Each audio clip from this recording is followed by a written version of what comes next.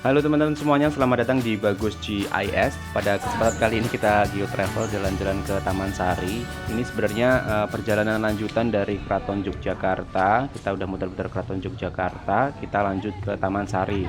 Terus kita naik beca karena gerimis dan cukup lumayan sih. Tapi kalau jalan juga masih nyaman juga. Bayarnya tiket itu 5.000.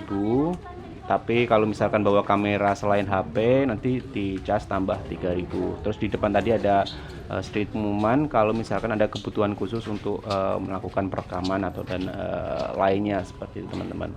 Nah ini masuk pertama seperti ini, bangunan-bangunan peninggalannya di Taman Sari. Terus yang depan itu nanti ada tiketing cek seperti itu, setelah beli nanti dicek. Jadi sebelum tiketing juga ada tempat cek buat peduli lindungi dan cuci tangan seperti itu sih.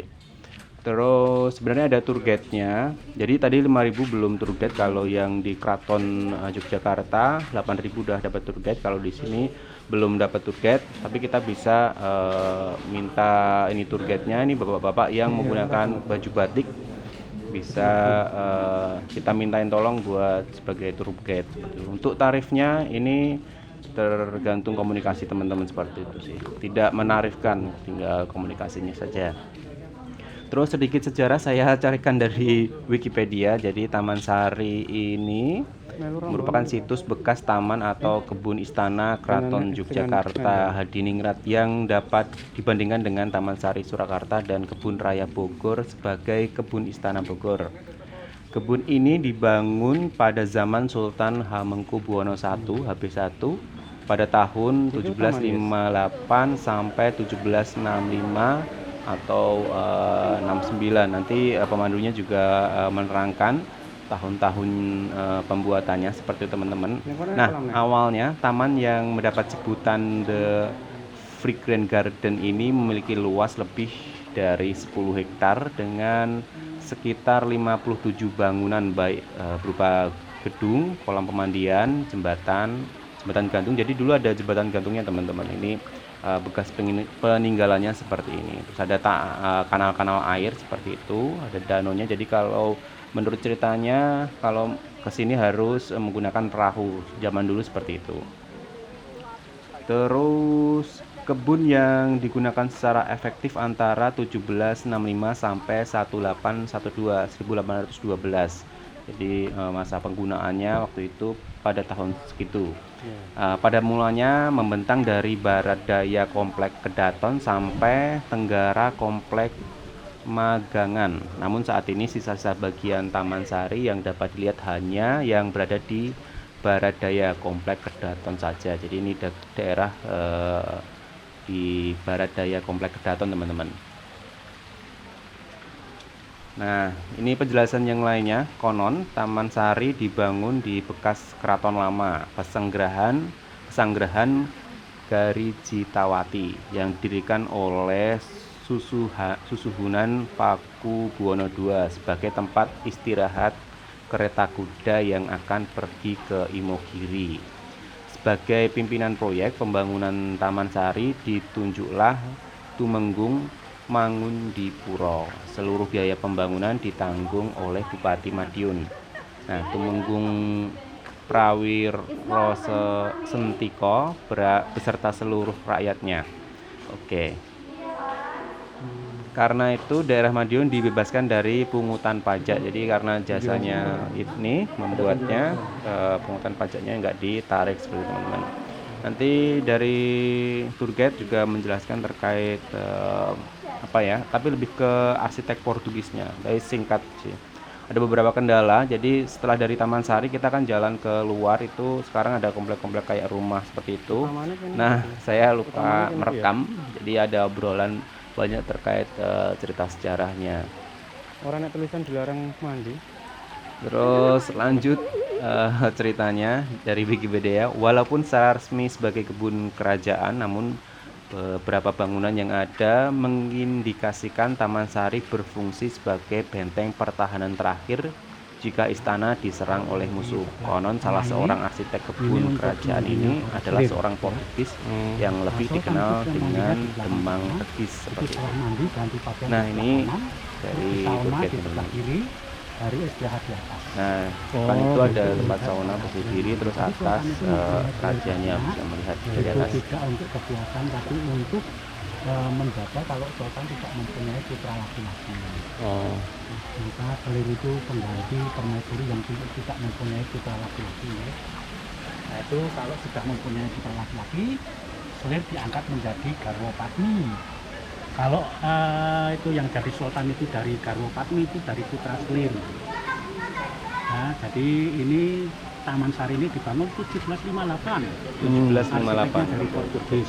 Arsitek dari Portugis. Kenapa arsiteknya dari Portugis? Karena dulu wilayah Yogyakarta sebelum masuk NKRI itu wilayahnya sampai ke perbatasan Jawa Timur.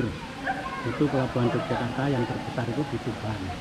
Itu sama masyarakat Tuban diserahkan sama Sultan. Itu ada seorang Portugis yang terdampar di sana. Tidak diusir dari Jogja, tapi dikasih kedudukan. Dia merasa dihormati, terus menjadi arsiteknya pembuatan benteng pertahanan yang dikamuflasekan dengan villa, yaitu Taman Sari. Ya. Udah foto di sana atau sana udah foto pun? Nah, ini bapaknya udah mulai mengajak kita untuk foto. Jadi di sebelah bangunan nanti ada satu kolam pemandian lagi yang kabarnya itu digunakan mandi oleh raja, seperti itu sih. Spot fotonya cocok sekali. Jadi kita ibaratnya foto di sebelah kolam seperti itu. Nanti bapaknya yang membantu untuk foto.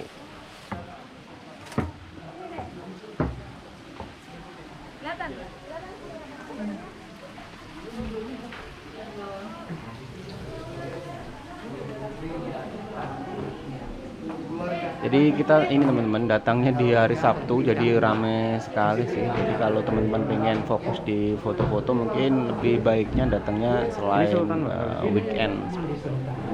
Ini tempat mandi Sultan, sorry bukan raja, istilahnya Sultan kalau di Yogyakarta. Oh iya. Kita masih menunggu gantian foto. Ini tempat fotonya, lihat bapaknya di seberang. Kita datangnya Sabtu dan hujan, nekat-nekatan saja. Terus ada juga turis-turis dari mancanegara teman-teman, sepertinya dari Eropa, dan di perjalanan juga ketemu sepertinya turis Jepang juga. Nah, ini udah perjalanan menuju keluar, nanti belok kiri, nanti ada lapangan besar. Di sana juga tidak sempat ngambil foto, tapi ada lapangan besar. Nanti ada ini sih, sorry, nggak sempat ngambil video, tapi ada fotonya. Tiap hari gitu mandi atau ada acara khusus? Oke, terus setelah keluar nanti masuk komplek-komplek kayak perumahan. Terus ini lanjut ke buat tempat foto juga, bangunan villanya. Nanti dicek tiket. Terus ini adalah pintu keluar teman-teman. Nah, pintu keluarnya nanti turun kayak lewat terowongan. Terus ada musik, live musik. Kita udah keluar, tapi sebenarnya saya cukup penasaran terowongan ini fungsinya ataukah dulu juga buat untuk keluar dari Taman Sari atau yang lainnya. Nah, saya tanyakan ke bapaknya, nanti ada penjelasan singkatnya. Kalau ini ada fungsinya atau memang cuma lorong buat keluar aja? Iya, untuk permohonan. Oh, tempat permohonan. Iya, tempat permohonan. Makanya dinamakan Pulau Panembung itu untuk Panembung. Ya, ini adalah tempat buat permohonan. Pulau permohonan, Ini udah Pulau Panembung. Ini kita udah tangga terakhir buat keluar, nggak begitu jauh.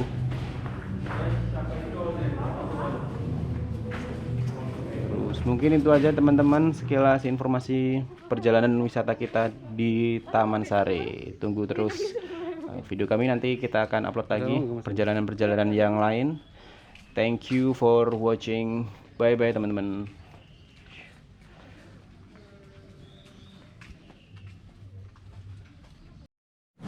Terima kasih telah mengikuti video ini. Jangan lupa klik like jika bermanfaat dan subscribe jika ingin berlangganan.